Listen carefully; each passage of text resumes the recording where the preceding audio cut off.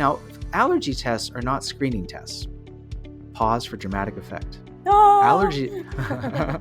Allergy tests were never designed to be screening tests, meaning you can't just test for everything and see what comes back. We get lots of false positives, both on skin testing and blood testing. And just because you have detectable IgE, so IgE is the allergy antibody, so these tests are designed to detect IgE. Just because you find some IgE doesn't mean that person actually is allergic or not. We need to go back and see what happens upon exposure. Yeah, and I often get parents coming in, just say their child has hives. Okay, let's use that as an example. So the child has hives, the parent comes in and says, I want to be tested. And I say, okay, let's talk about the hives, let's talk about when it happened, let's talk about exposures, how long have the hives been going on for? This whole desire for wanting testing, and especially a lot of parents want testing for everything, like using even like seasonal allergies as an example. They're like, I just want to be tested. Where is there nuance there? Why is that not always possible? What do we need to know more of in that situation? And then how would we gear that towards our testing that we choose? Yeah, I think just people don't understand the limitations of the tests that we have. So the best test to diagnose allergy, especially food allergy, is always the clinical history. So you need to come to me with the story, and I'm going to ask you lots of detailed questions because the answer to every one of those questions is going to change my little algorithm as to whether or not I think you have allergies or not. Because the history helps give us that pre-test probability. So before we even do testing, we should be able to predict what the results are going to show or have a plan in place based upon what the results show us. Hello, PedsDocTalk podcast listeners. I'm Dr. Mona. Thank you so much for being here. I know the juggle is real as parents, and even if you are not a parent, so I appreciate you taking time out of your day to tune in to these awesome conversations that I get to have about child health, development, parenting, and parental mental health. This show is a top parenting podcast in the United States because of you and your reviews. So keep leaving those reviews and updating them and sharing this show with whoever you think will find benefit from this information. As a general pediatrician, I get patients all the time whose parents want allergy testing or are taking at-home allergy tests. So I needed to invite a guest back on my show to discuss this. Today's guest is Dave Stukus, who is a professor of clinical pediatrics and a true academic allergist who has spent the past decade combating misinformation on social media. He's on Instagram as Allergy Kids Doc. He was already on my show talking about food allergy myth busting, and he's joining me today to talk about limitations in allergy testing, what you need to know before asking for blood work. Thank you so much for coming back on the show again. Oh, it's my pleasure. This is going to be a lot of fun. Thanks for having me. Yeah, our last episode was great. Again, we talked about myth busting around food allergies. So if any of you are listening and you're like, I don't know about spacing foods, when to introduce allergenic foods, it's a great conversation. So make sure you search my podcast for that. But like I said, I get a lot of families coming in who want testing, whether it's for seasonal allergies, for food, everyone wants blood work. But I know there can be some limitations to that. But before we get into that conversation, tell everyone a little bit more about yourself if they're not familiar with who you are. Yeah, so I love being a pediatric allergist because allergic conditions such as asthma and allergic rhinitis and eczema and food allergies are extremely common, unfortunately. And I get to work with families that have, concerns that are impacting their children on a regular basis, sometimes, decreasing their quality of life and interfering with their sleep. And more often than not, I can provide some real help and solutions to them and make their children feel better. And it makes me feel good to try to offer that. It's a field that evolves all the time. We sort of talked about that last time I got together, and things I'm recommending now, I wasn't recommending 6 months ago or a year ago, and hopefully I'm not practicing the same way a year from now. It truly exciting times in the world of pediatric allergy. Yep, and that's why it's called practicing medicine, right? There's always evolution in terms of what we're learning, not only in the allergy world, but of course, as general pediatricians, I'm constantly learning about all these different areas myself. So I love when I get to have a guest like yourself, who's obviously a specialist in pediatric allergy, because you know many things that I don't know. So I get to learn from you as well, and we get to teach our listeners too. So thanks for coming back on the show. And I already mentioned this, that again, a lot of people come in asking for blood work. So let's chat about, when is testing in general recommended? And then we'll go into more details on maybe some testing modalities and whatnot. But when would you say that a parent should ask for testing or testing is warranted? Yeah, this is a great question and a good place to start. I like to clarify the diagnosis because unless we know Yeah. exactly what the diagnosis is, then how do we know what we're dealing with here? So if you have concerns that, your child has food allergy or environmental allergies, we can do testing that can provide us a guide. And we'll talk about how that's just a guide, not a yes, no answer as to what may be going on here. One thing that's really important for, I think, for all your listeners is all of the symptoms that can occur due to allergies and allergic reactions can absolutely occur for non-allergic reasons.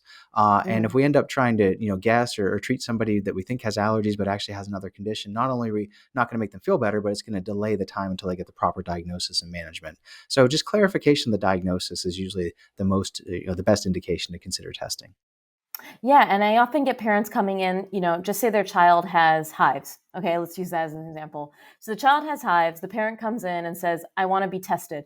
And I say, okay, let's talk about the hives. Let's talk about when it happened. Let's talk about exposures. How long have the hives been going on for?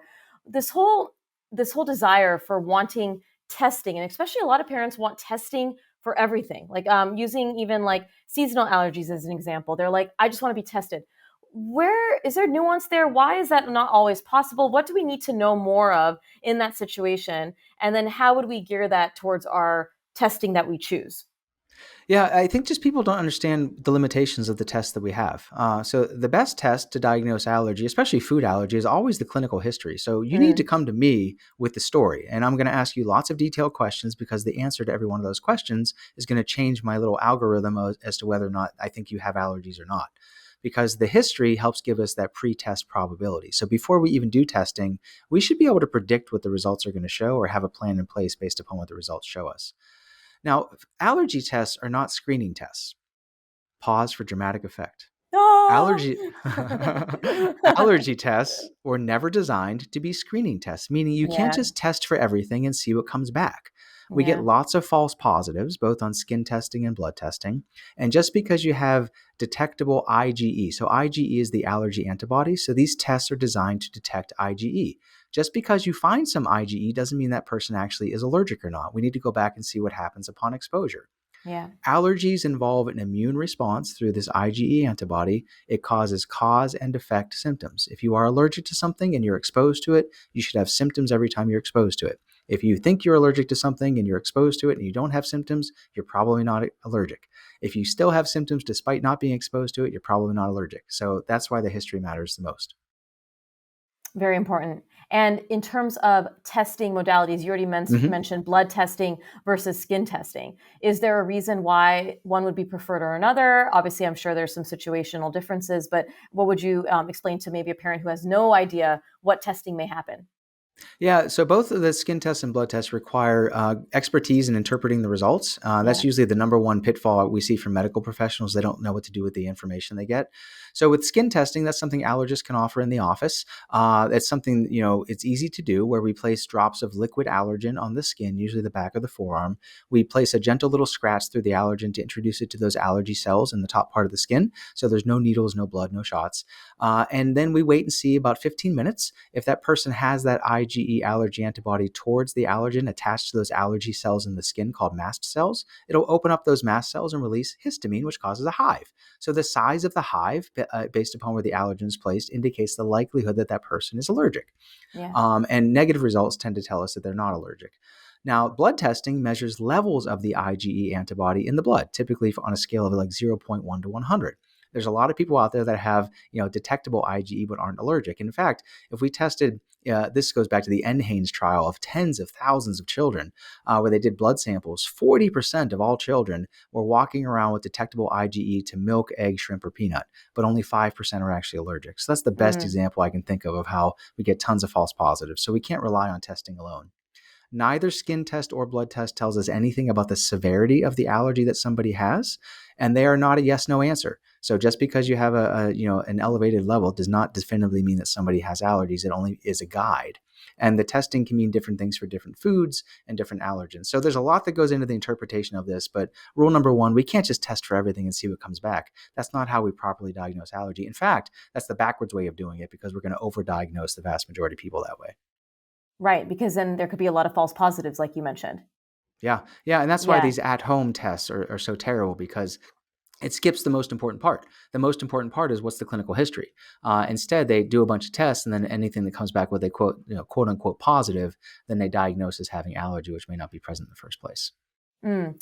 And what about infants? So, sometimes we'll see infants who have moderate to severe eczema, and, they'll sometimes be recommended to see an allergist. Is there utility in testing children in that infancy period or children with eczema? Is there any utility in doing any sort of allergy testing on a child with eczema? Because I know that actually used to be a really strong recommendation to Mm-hmm. send all eczema children to an allergist before introduction of solids. What is the current recommendation around that?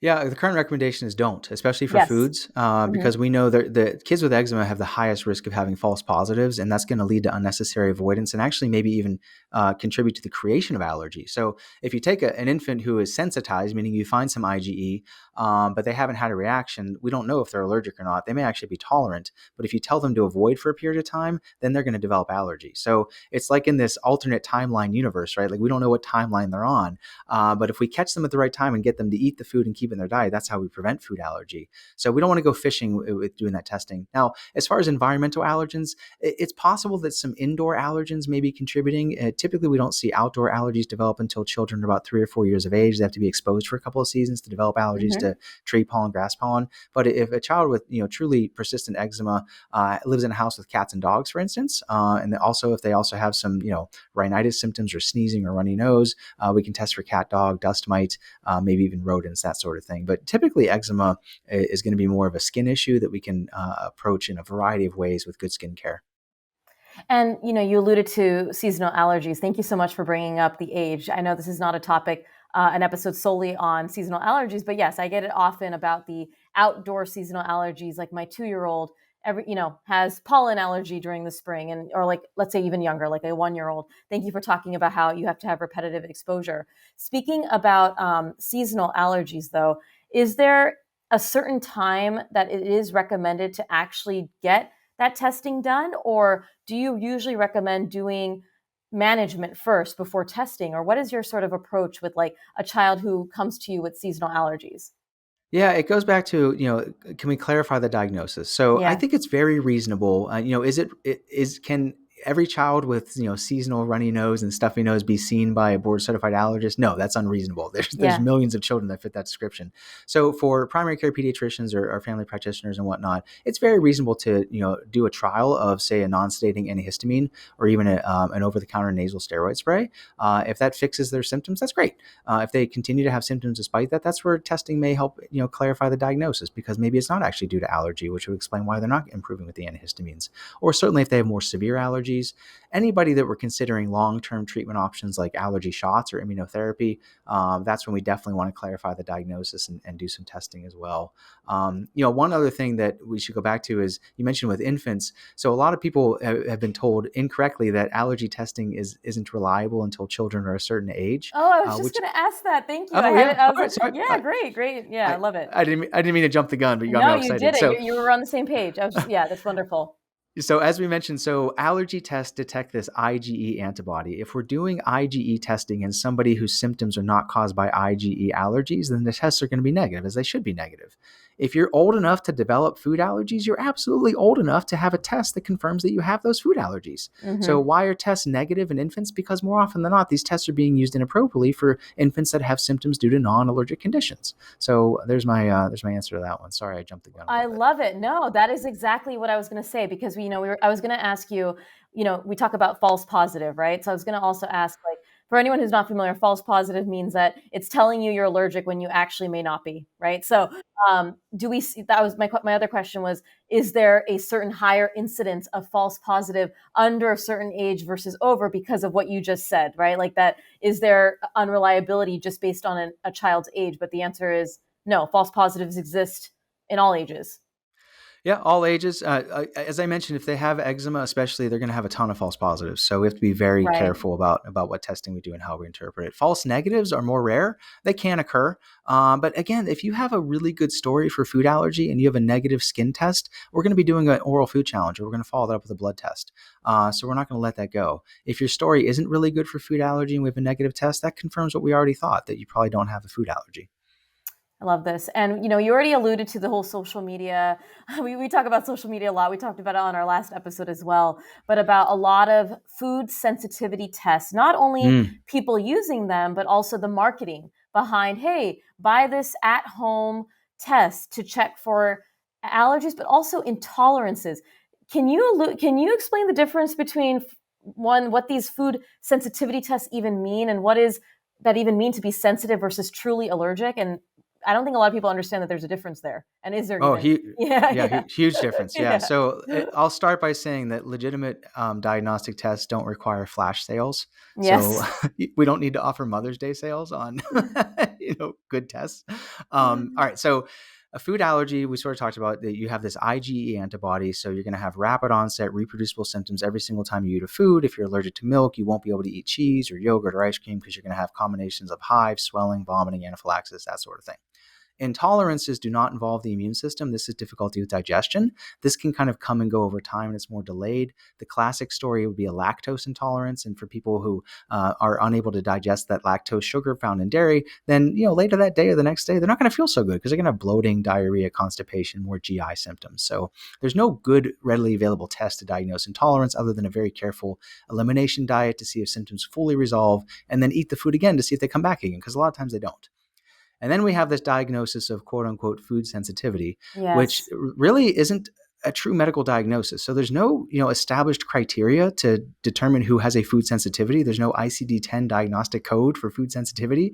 There's no test that says you have a food sensitivity, but a lot of these tests measure food-specific IgG antibody in the blood. Now, IgG is very different than IgE. IgE causes immediate allergic reactions. IgG is a memory antibody. In fact, it's a marker of tolerance.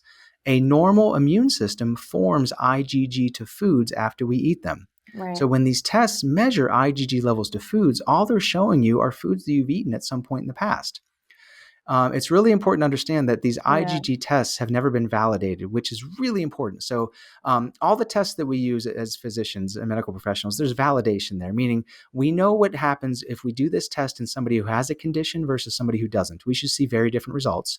We should also see the same results reproduced in the same person with the condition every time that test is done. And we also should have some range of what constitutes a normal value so that we know what's abnormal. These IgG tests lack all three of those. So, all the evidence shows there's position statements going back a decade from the allergy organizations. There is no indication to do IgG testing. Are there some studies out there that show that, you can, tease out IgG tests and things like that? Yeah, there's some pretty small studies with really bad methodology and people with like migraines or maybe irritable bowel, but all of them are flawed. So should we be using this on the general population? Absolutely not. And then one last thing, and then I'll step off my soapbox. You heard me mention in a very dramatic fashion that IgE tests are not screening tests.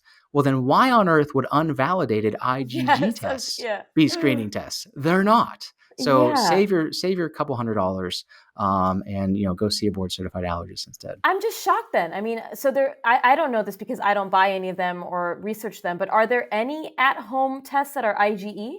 No, they're all No, there IgG. are. So that's Oh, there new. are. So there Yeah. are now doing direct to consumer IgE tests, which is very problematic because, as we Yes. mentioned, they're not taking into account the clinical history, and this is That's what where I we're was going just to going get a to lot say. of Yeah. false positives. Yeah. So either way, it's like, I mean, already we know that these IgG ones you wish would just be off the market, right? Oh yeah. It's and then the it's I yeah. and then the IgE ones that we're talking about, if you were to buy one that's getting marketed by the time this episode comes out, again, correlation with the clinical picture. I mean, I agree. I mean, there's so much, and not even just in the allergy world, by the way. I get so many parents coming in if their kid has a virus or like a fever, Hmm. right? And they're like, I want blood work. And I'm like, well, can we talk about the symptoms? Like, there's nothing about your child, or maybe there is, but I'm going to get some blood work and it shows me maybe, an elevated white count or maybe something happening there. But I'm always going to correlate the blood work with the clinical picture. I mean, that's what the goal of blood work is. It's not blood work and then that's it. Even using, I know you're not a GI doc, but using gluten, like Hmm. celiac, right? We do blood work, but then we correlate it to symptoms, and then we take them to a GI doc who will do a scope to do the confirmatory diagnosis. So you got to understand that these tests, I agree with you. I see it doing more harm than good, especially the food sensitivity. The amount of people telling me that they're gluten sensitive when they took an at home test. I'm like, well, did you see a GI doc? And they're like, no. And I'm like, well, you have to actually go see a GI doc to get a definitive diagnosis from, for celiac, right? But Yeah. it is very interesting because it could, like you said, we eliminate foods, and then the other thing that I see a lot of is, well, this food makes my belly hurt, and I'm like, well, that's not an allergy, that's not technically a sensitivity. If I eat too much chocolate, my belly hurts. It's like maybe that's just how you respond. So I think again, it could be situational, but really knowing that these tests, I agree, are a waste of money, and also just also unnecessary stress. I mean, then you get this test, you don't know how to interpret it, then you're panic calling your doctor, who now has to interpret this new test that you already said that clinicians like us, we already have a hard time sometimes interpreting the test that we have in our office, let alone some random third party company that's doing an IgG test telling you that you're sensitive to a gazillion things, right? It can lead to a lot of strain on everybody, the medical system as well as families, just being worried and eliminating things that are not necessary. Yeah, I agree. These are harmful, not just from a Mm-hmm. financial standpoint because they Yeah. cost a lot of money, but the way they catch people is so they will attribute any symptom imaginable to being due to a quote unquote food sensitivity. So if you go to these websites, you'll see, wow, I do have dry skin, or I had a poor night's sleep last week, or sometimes my knee feels a little creaky. That's not food sensitivity. How can food Yeah. sensitivity cause any symptom imaginable? Yeah. It can't. Yeah. And then, a very real phenomenon, as you alluded to, is so what happens when you get this list? Because you get a list back of it's elevated to everything, and they give you these weird scales of like high, moderate, low, or whatever, but none of them are negative. And then if you have a list now of like 20 foods that you're being told from a test that you already spent hundreds of dollars on that you want to believe in, these are 20 foods you have to avoid. What does that do to your life? It upends Yes. it. It creates disordered eating habits. It creates emotional problems of you have a hard time finding safe foods to eat or what you think are safe. These are really problematic. Well, we alluded to that in our other episode when we talked about the food allergy myth busting, right? And I know we talked about allergy testing with food allergies, and all of that, and especially with children with eczema, and how parents, especially a lot of our listeners, have children that are young. If you start doing these testing on yourself and especially Mm. your children, you are eliminating a lot of food, and already there's so much mental load on what to feed your kid, and now you're Mhm. like having to worry. And I don't think any of them are being marketed towards children as of yet, right? They're all mainly towards adults. Or do you know of Oh, any? that's Yeah, what's going changed. on? Oh, it's Yeah. changed. So Okay. it's now delving into the so this is we've seen Mm, this. We see this with the anti-vaccine propaganda. It's all yeah. fear-based marketing, right? It's all Yeah. fear-mongering. Yeah. All of these things talk about hidden food sensitivities, and it really taps into parents' deepest fears of that we're missing something with our children that's causing harm. That is not the case. If you read something online that generates a lot of emotion or fear, that's the first red flag that maybe that's not trustworthy, especially if they're selling you a test, and especially if anybody's talking about hidden anything. Yeah. There's nothing hidden that we need to worry about. Things present themselves. That's why we have symptoms. That's why we have evaluations and things like that. Yeah, and that's why we have, like you said, evidence continuously coming out, research continuously coming out in this world of allergy, food allergy, seasonal allergies, all of this, so that we can provide the best resources for our patients and their families. So I agree completely. Now, what would be your final message for everyone tuning in today? Oh, I think I said this last time. Follow the science, don't fall for the marketing, especially Hmm. in this realm. Oh my gosh, there's so Yeah. much marketing out there. And all right, here's the dark side of what some of my colleagues may not really appreciate. So the dark side of allergy immunology is that some of my colleagues are not up to date with the current evidence-based care. So you can go Hmm. see a legitimate allergist, and they may still be doing panel testing for foods and Mm. things like that. It's really sad, and there's no easy answer to this. It just takes a long time for evidence to get translated into practice. So this is part of what makes it really challenging, is because sometimes people are actually going to allergists and getting misdiagnosed. But I think it behooves everybody to just ask questions, understand. If somebody recommends a large amount of testing, ask them why, ask them what we're going to benefit from, and hopefully you find somebody that you trust and that can give you the guidance that you need. Well, I was going to end it, but now I have a follow up about that panel Oh, testing. So, panel testing, like you mentioned earlier, is when someone is testing for a variety of different foods, for example, all at once even if it's not clinically indicated? Is that what panel testing is? Yeah, these are widely marketed to even Okay. general pediatricians, and it's something along the lines of, hey, wouldn't it be great if you could tell your families exactly what they're allergic Yes. to with one easy test, or we can scan for 60 different food allergens? No, we actually got rid of panel testing for foods at our institution 5 years ago. This was like the greatest accomplishment in my career, because we published research in a major medical journal that showed the harm that came from these panels. Now, can Yeah. people still order specific food IgE tests? Absolutely. You just have to be thoughtful about what foods you're ordering and why. So we actually, the reason I'm asking, and I'm taking it back even after you did the final message, was in our practice, we have specific IgE for certain foods. Like, so for example, if a child comes in, they had peanut, we do a specific test for that. We don't have pan testing for food, but we do have panel testing for respiratory allergens. Mm. Is that something that you consider maybe should also fall off from the clinical practice? I'm curious what your thoughts are on, like, we have a panel that does ragweed, pollen, dog Mhm. dander, cat dander, like a multi-listed lot of different things. And yeah, it's a pan testing. I'm curious your thoughts.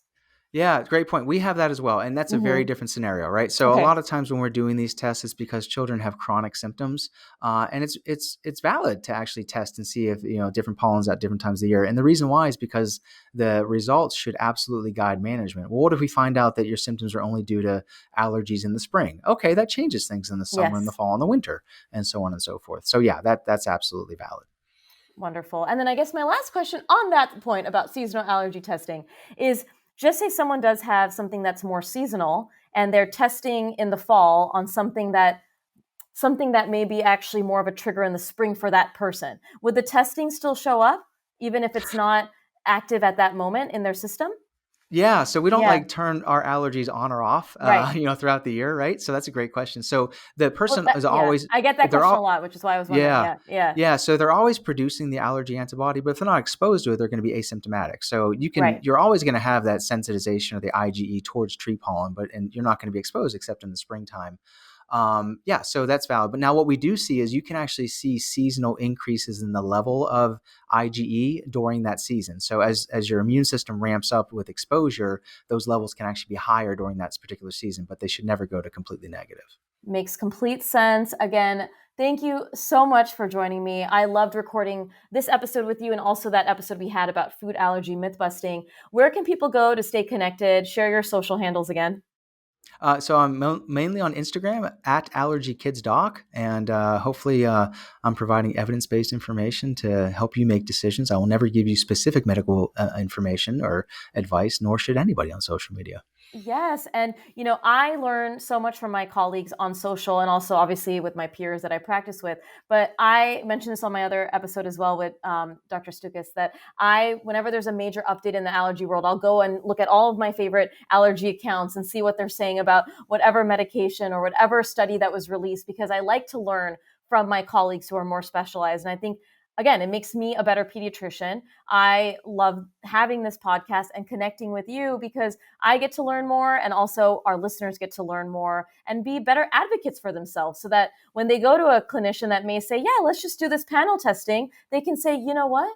I listened to Dr. Dave and Dr. Mona say that it might not be so useful. So thank you for taking the time today and all the work that you do on social, even amidst your busy life clinically and obviously your personal life as well. It means so much for me as a fellow educator online as well.